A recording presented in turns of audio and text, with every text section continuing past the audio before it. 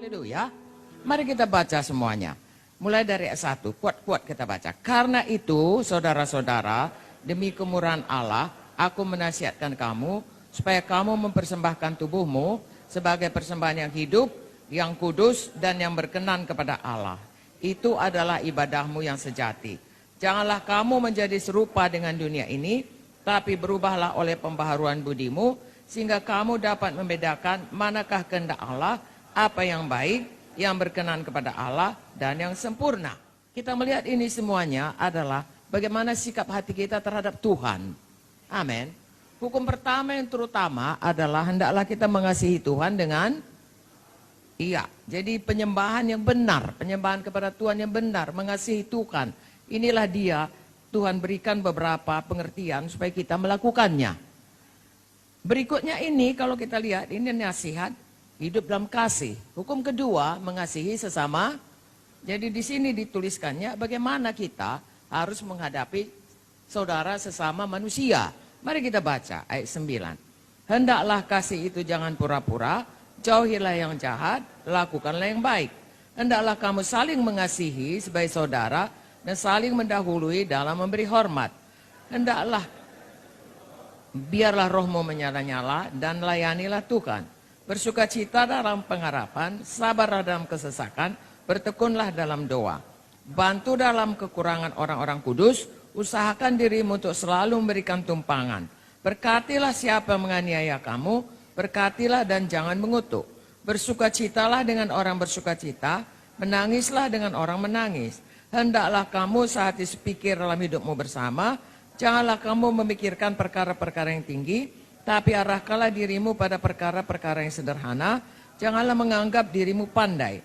Janganlah membalas kejahatan dengan kejahatan. Lakukanlah apa yang baik bagi semua orang.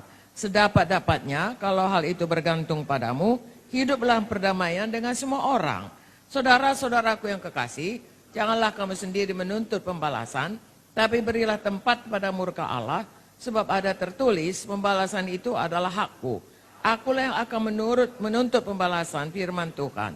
Tetapi jika seterumu lapar, berilah dia makan. Jika dia haus, berilah dia minum. Dengan berbuat demikian, kamu menumpukan bara api di atas kepalanya. Janganlah kamu kalah terhadap kejahatan, tapi kalahkanlah kejahatan dengan kebaikan. Amin. Nah, ini umumnya adalah sikap hati kita terhadap sesama. Hendaklah kita saling mengasihi atau hendaklah kita mengasihi sama kita seperti diri kita sendiri. Itu sebabnya seluruh Alkitab ini dikatakan, ya, itu adalah termasuk dalam hukum pertama dan hukum kedua.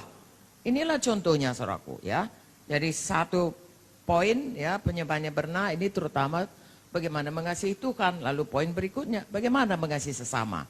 Jadi dari kalau saudara baca hanya poin Roma 12 ayat 1, tidak segenapnya kita tangkap. Tapi kalau kita baca ini semuanya, lalu hati kita diubahkan Tuhan. Haleluya, saudaraku.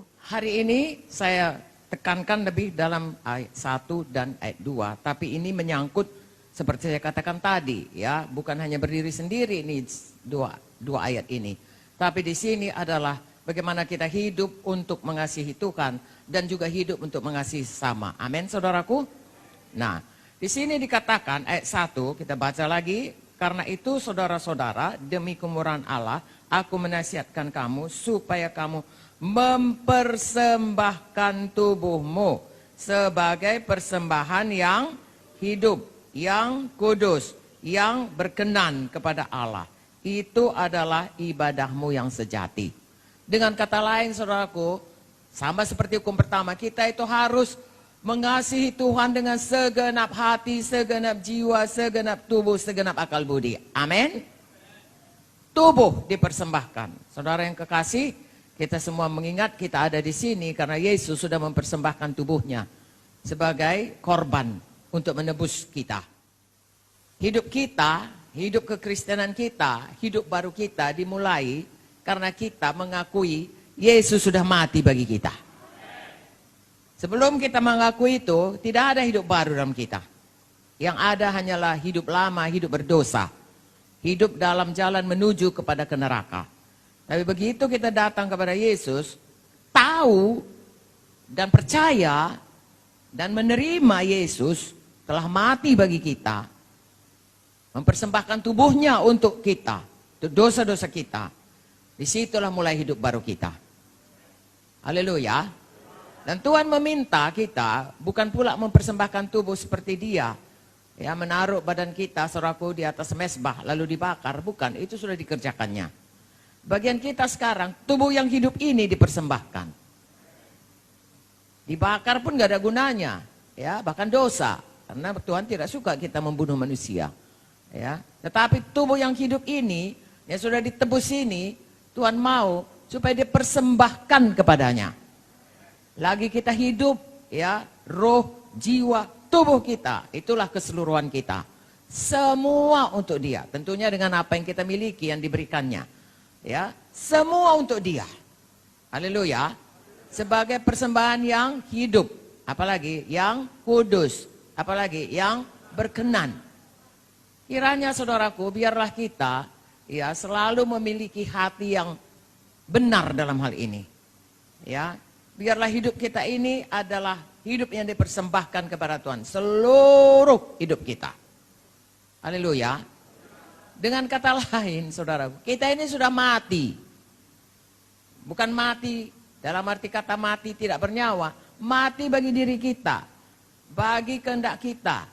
Bahkan kita berkata, saudaraku, Roma 10 ayat 8-10.